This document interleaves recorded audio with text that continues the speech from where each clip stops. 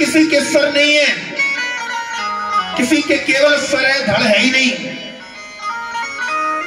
ऐसी बारात जा रही है, गोस्वामी बाबा को मजबूर होकर लिखना पड़ा, जस दूल्हे तस बनी बराता।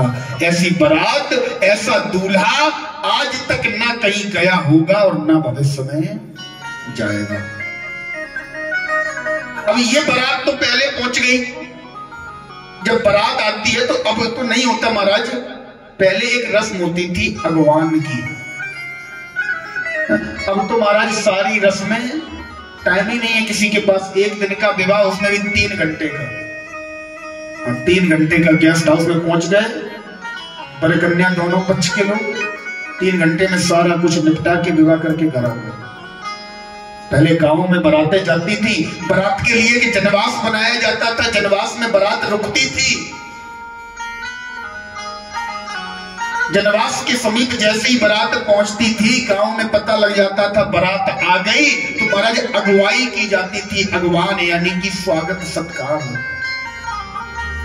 ये वाली बारात नहीं पहुंची, जो ग्रुप वाली बारात गई थी, ब्रह्मा विष्णु वाली, इंद्र कुबेर यम, ये वाली बारात जब गई थी तो वो बारात पहले जैसे ही जनवास के समीप पहुंची, गांव के निकट पहुंची, तो महाराज गांव के बड़े बूढ़े सुंदर सुंदर पुष्पों की मालाएं लेकर, हाथों में पुष्प लेकर, एक रिवाज और होता था, जैसे बारात आती थी तो अगवान में ही शरबत पिलाया जाता था।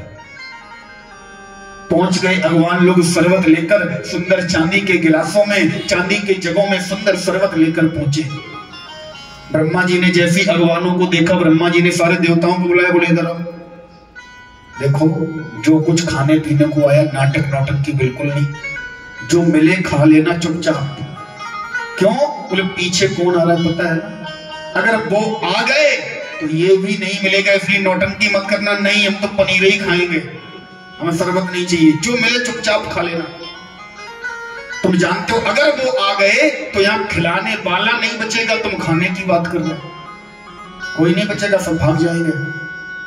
देवताओं ने कहा ठीक है। अगवान पहुंचे। अगवान में एक ने देखा महाराज सुंदर ऐरावत हाथी पर इंद्र बैठे हैं, श्वेत रंग के वस्त्र सुंदर दूर से ही चमक रहे हैं। अगवान ने नारद जी को बुलाया, बोले बाबा इधर आओ, ये दूल्हा है। अरे बाबा कैसी बात कर दी, इतनी हल्की बात, ये दूल्हा? ये तो दूल्हा के यहाँ पानी भरता है। अच्छा ये पानी भरता है? बोले हाँ ये पानी भरता है। भगवानों ने कहा अरे वाह, हिमाचल राज्य की पुत्री के तो भाग्य खुल गए, ऐसा सुंदर व्यक्ति हाथी पर सवार होकर आया, ये पानी भरने वाला नौकर, इतने पैसे वाला, तुम्हारा दूल्हा कैसा होगा?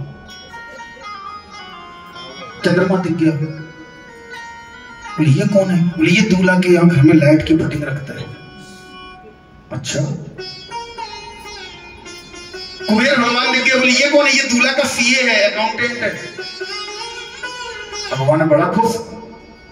तब तक पीछे से विष्णु भगवान अपने गरुड़ पर सवार होकर आ गए। भगवानों ने पूछा ये मुझे लगता है ये दूल्हा है, क्योंकि इनसे सुंदर तो कोई दिख ही नहीं रहा। बोले नहीं बाबा ये भी दूल्हा नहीं है। नारद जी से पूछा फिर कौन है दूल्हा? बोले दूल्हा जब आएगा तब तुम्हें पता लग जाएगा। तब तक मैना मैया आई। मैना मैया ने बाबा को बुलाया, बोले बाबा इधर आओ, हमने सुना है कि महाराज मेरी पुत्री का जो दूल्हा है ना, उसके यहाँ पानी भरने वाला हाथी पर सवार होकर आया।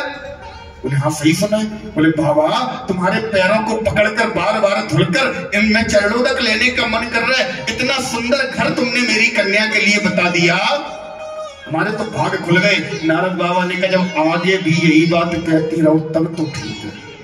अभी तो तुम कह रही हो कि तुमने बहुत सुंदर घर बताया, अभी कुछ देर बाद भी तुम अगर ये बात कहो तब तो ठीक है। फिर दूल्हा कहाँ है? दूल्हा भी आ रहा है, पीछे आ रहा है। अच्छा तो ये गरुड़ पर सवार ये कौन है? बोले ये तुम्हारे दूल्हा का परम मित्र है।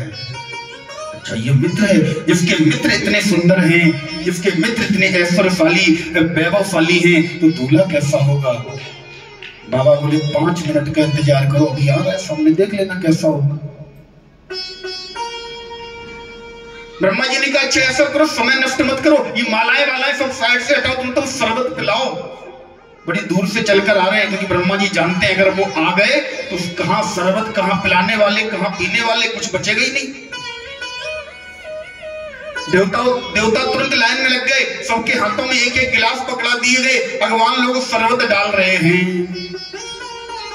तब तक पीछे से आवाज आई, हर हर महादेव, बम भोले बम भोले। पीछे से जैसी आवाज आई, जो शरबत पिला रहे थे देवताओं से पूछा कि अब कुछ बाराती पीछे रह गए हैं?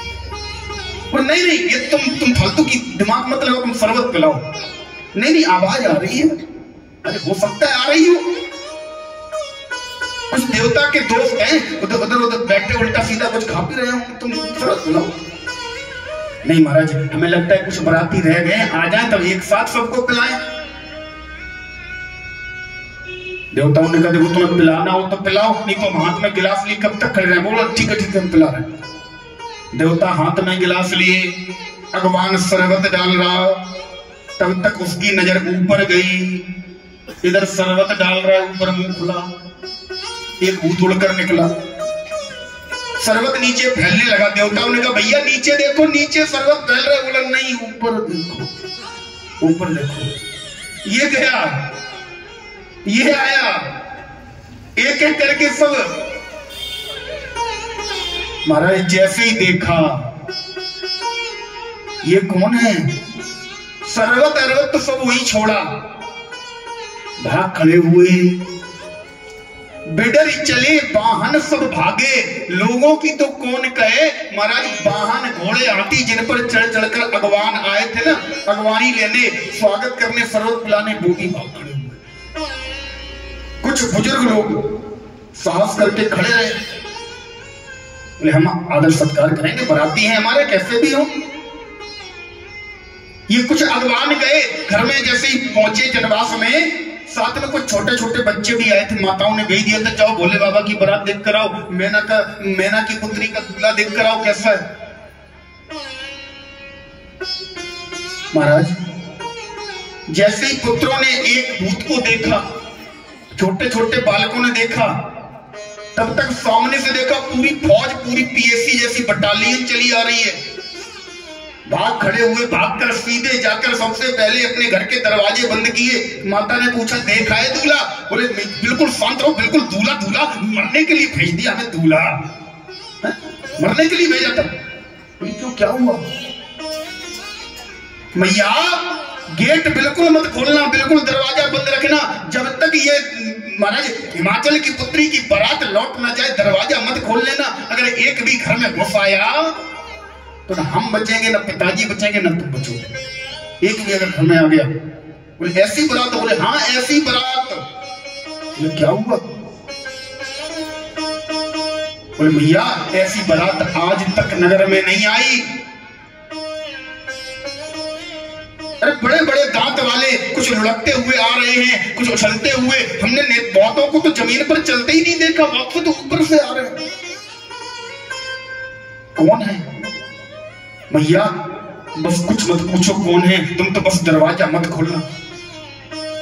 इधर अगवान जब लौट कर आए तो लोगों ने पूछा कराए अगवाई? बोले हाँ कराई। बोले शरबत सबके लिए हो गया? बोले हाँ हो गया। और नाश्ता? नाश्ता और पहुंचा दो। हम नहीं जाएंगे। क्यों? इन्हें भेजो। इन्हें क्यों भेजे? तुम क्यों नहीं जाओगे? इन्हें भेजो, ये खुद बता देंगे हम क्यों नहीं जाएंगे। इन्हें भेजो तो आप, ये जब लौट कर आएंगे तो खुद बताएंगे हम क्यों नहीं जा रहे।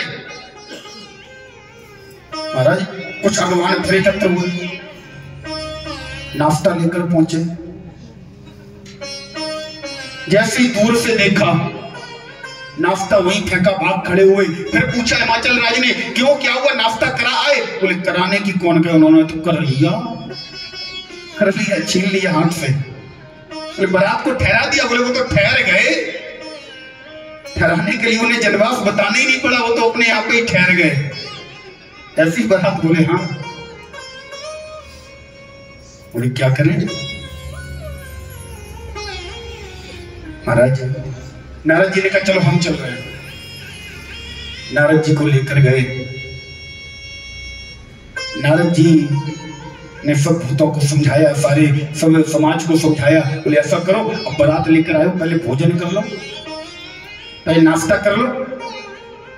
बोले हम तो कब से कह रहे हैं, ये कोई पास में आ ही नहीं रहे, हम तो बारात में आए हैं, इनसे हमें क्या मतलब, मत भोजन करवाओ।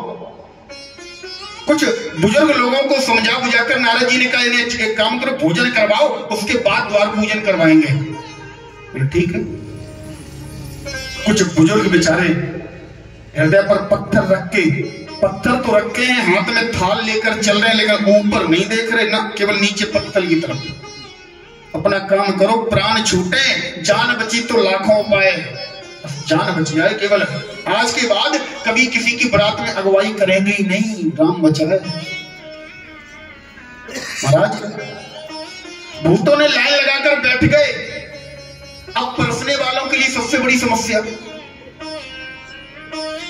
जिसके एक मुख है उसके सामने तो पत्तल डाल दी, अब जिसके 20-20 मुख है वहां पत्तल कहां डाले। अब जिसके मुख है ही नहीं वहां का, उसके लिए कहां पत्तल डाले, कैसे भोजन परसे। एक जगह कोई नहीं खड़ा, महाराज एक पत्तल डालने वाला आगे बढ़ गया, पीछे सवाल क्यों हमें नहीं दोगे, जब कोई है ही नहीं। नहीं तुम तो रखो। अच्छा एक बात और बताएं, भोले बाबा के घर में ये जो मुंड, सिर को बोलते मुंड,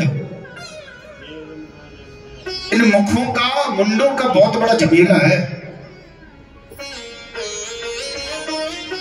पूज्यपाद राजेश्वरानंद जी महाराज लिखते हैं,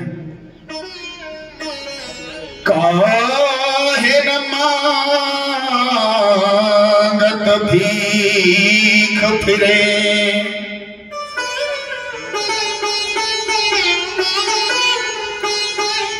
काहे न मांगत भीख फिरे, मुख ही मुख को घर मान झमेला।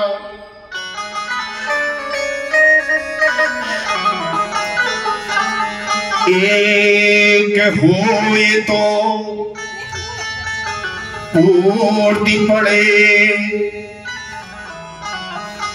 घर में नहीं एक भी अन्न का थैला।